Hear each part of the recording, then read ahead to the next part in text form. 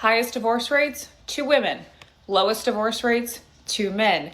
Highest rates of domestic violence, 2 women. Lowest rates of domestic violence, 2 men. 75 to 80% of divorces filed by women. Top reasons: boredom, unhappiness, no longer compatible. Highest rates for maltreatment of children by women. Yo, what is going on, guys? It is Taylor the Fiend back again, and today we've got a video for you from Man Reacts, taking a look at modern women getting humbled as more men choose their peace. Don't forget to leave your thoughts and your comments, and let's just get right into it. You know, I don't see the male loneliness epidemic as women walking away from men. I actually see it as us creating space for men to step in to positions of leading their own lives the way that they want to lead their own lives, right? Because any man who is genuinely interested in creating a relationship with a woman understands that there are things that you need to do to make yourself desirable. The power that men can get from picking up a book and reading it is unbelievable. And I don't think that men realize that the more educated you become around what women are looking for and what they're interested in, the better their outcomes will be. It is literally the equivalent of pain point marketing. This woman acts like men need her permission to enjoy their own lives. Strange pitch from someone who keeps insisting that men are the ones losing out. In the marketing world and in the social media space, we look at what pain points our clients are suffering with. We look at what their goals are and we adjust our messaging to those things so that we can attract more of those people in. And I think it's the exact same when we apply it to the male loneliness epidemic. If men are so interested in finding a partner in which research has shown that men are happier, they make more money, and they have a better longevity and better quality of life when they are in a relationship with a woman, then that's something that they should probably learn to do in order to find a woman who they want to settle with. And so actually, I think it's a really empowering thing. She points to studies saying that men do better with a significant other and calls it proof they should try harder. Plenty of men saw the terms and decided peace was worth more. And did you ever think that maybe women are just choosing the more successful, healthy men for long-term relationships? Couldn't possibly be that, could it? Okay, can we really talk about for 1 minute, why are men not approaching women in the bars anymore? Are you guys really that scared? Because we strictly go to the bars because we literally want to be approached. I'm not there just to hang out with my friends. Yes, I want to see my friends, but I am also there because I want to talk to people. I feel the whole oh, I've been rejected once and now I'm terrified. Yeah, it's crazy. That's what we all effing say, and I'm like, okay, fine. Then you're never gonna meet your wife. No, right? Just try. Have them being single. Have you guys not been rejected by other things in your life, like a job or whatever, school? And you keep applying. A car full of women wants to know why men stopped approaching, and not one asks if they are the reason. They only go out to be hit on and still cannot connect that to the silence. We're not gonna bite. We want to be approached and we want to talk to you. Just read the room. You're gonna find the right girls that are either, yes, I'll entertain you for the night, or I'll go out on a date with you, or I'll fucking marry you. Literally. At the end of the day, it doesn't fucking matter. It's just fucking make a move, and who gives a fucking shit? Because you're always gonna be in the same spot. I also feel you guys have to remember, all girls, all they want is to be in a relationship or to be married. That's a lot of girls' goals.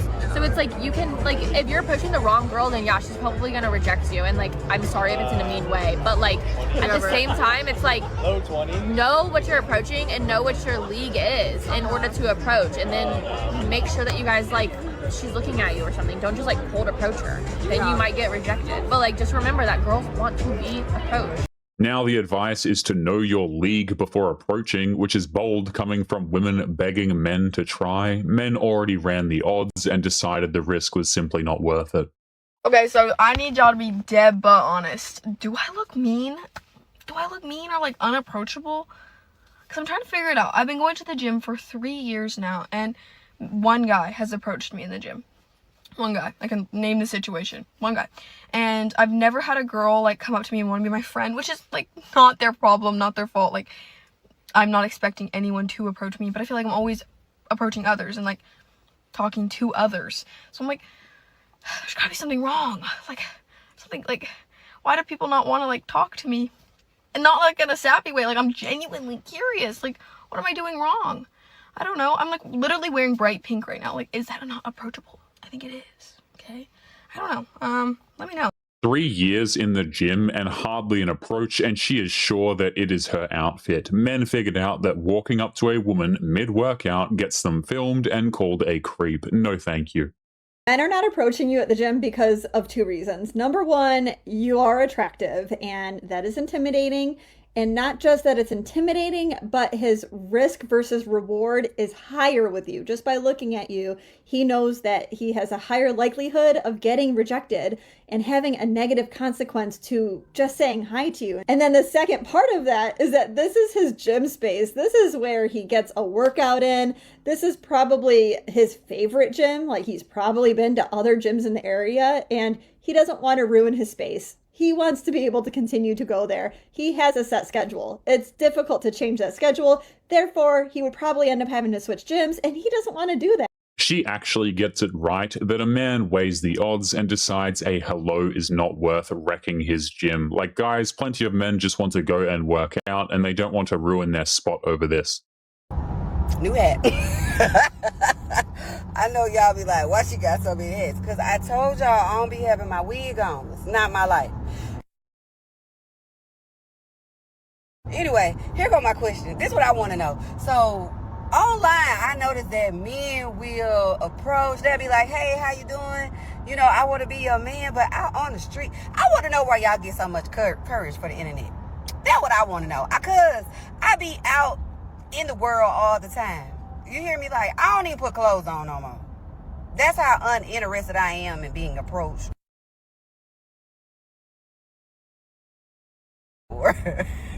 Being bothered. Like, I know it sounds horrible, but I'm being honest. And nobody approaches me. Nobody say, hey, how you doing? Excuse me, ma'am, would you like for me to pump your gas? Excuse me, ma'am, your tire looks low. Do you want to pull over so I can put some air in your tire? Nobody does any of the things that the people online.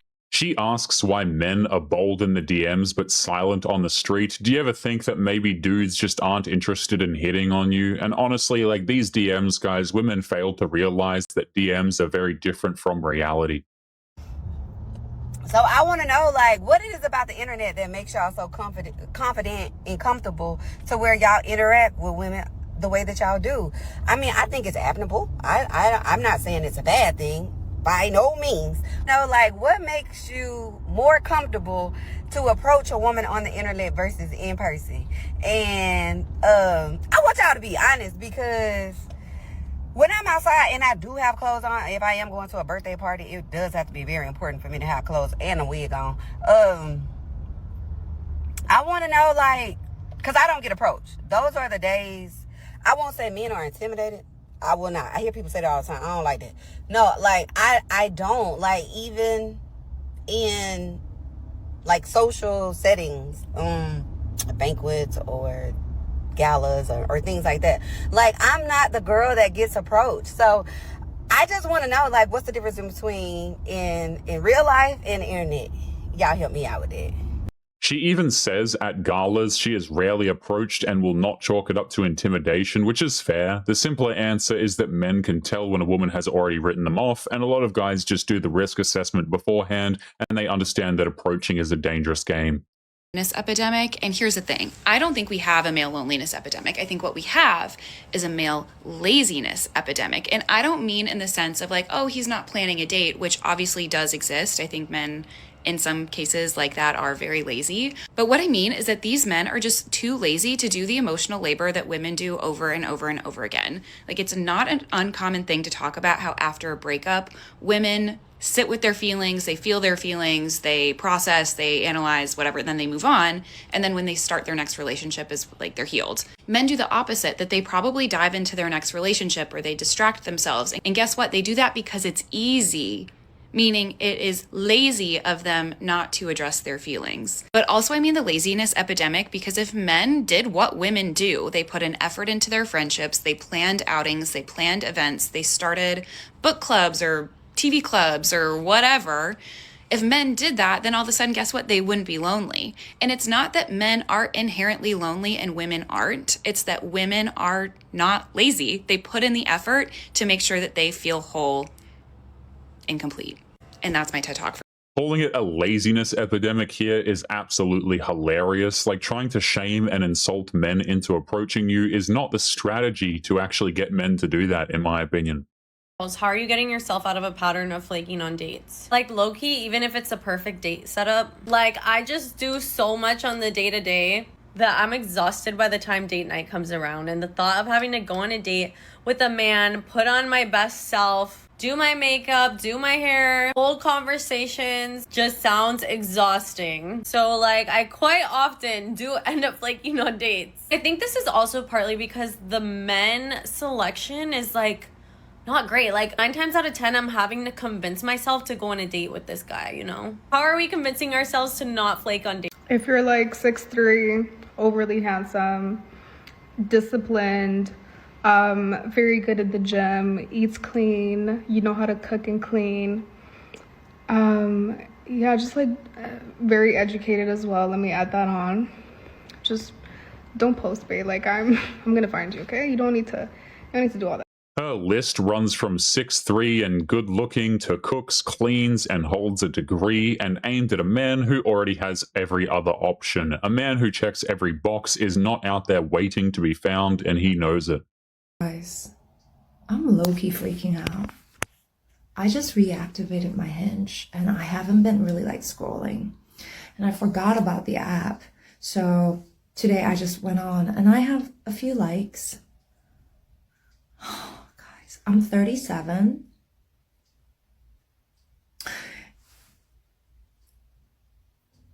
I just want to meet someone who's like my age.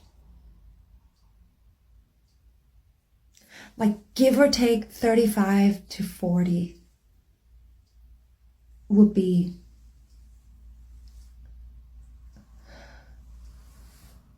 but I am getting likes from either like 50-something-year-olds or 23-year-olds. Am I doomed? Like, are all men my age married? Did I miss the window? Do I only have option of raising a boy into a man, or just dating a divorcee with 2 kids and he's getting a second wind in life? I don't know. I'm freaking out. At 37 years of age, she reopens the application and is shocked that the men her age are already taken. Nobody closed the door on her. The men that she kept turning down just moved on.